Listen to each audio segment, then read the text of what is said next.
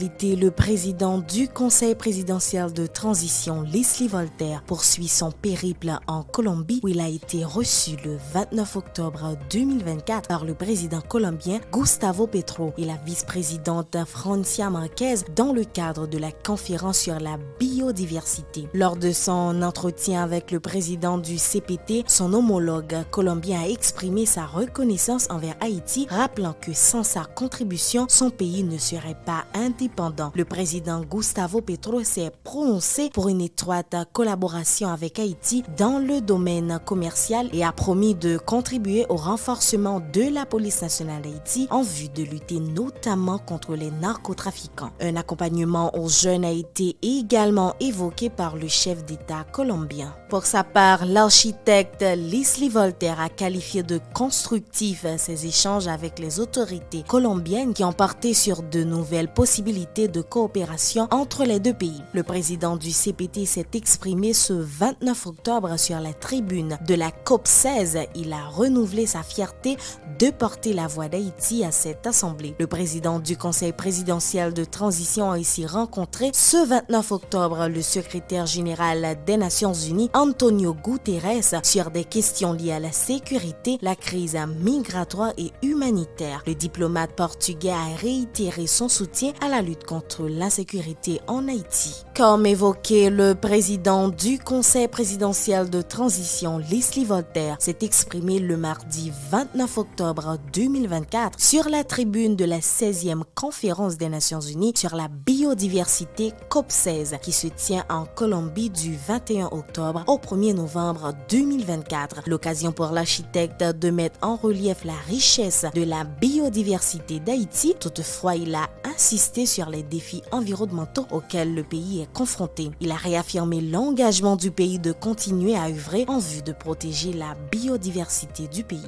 Par rapport à la crise multisectorielle, Leslie Voltaire a réitéré la volonté du CPT et du gouvernement de s'appliquer au rétablissement d'un climat sécuritaire sur le territoire national. Suivez un extrait de ses déclarations. Le risque de dramatique appauvrissement de la biodiversité en Haïti est très élevé et aujourd'hui plus qu'avant. Ceci en raison notamment des forces motrices de la dégradation comme la destruction des habitats, la pollution, l'introduction d'espèces exotiques envahissantes, la pauvreté, les inégalités sociales et une autre menace vraiment réelle, c'est la présence de bandes armées dans les zones déclarées aires protégées qui n'hésitent pas à incendier des portions de forêt avec toutes les graves conséquences pour la couverture végétale et la biodiversité du pays. Faire la paix avec la nature. Ce thème nous demande de travailler pour arriver à concilier les Haïtiens avec leur territoire et la riche nature qui l'abrite.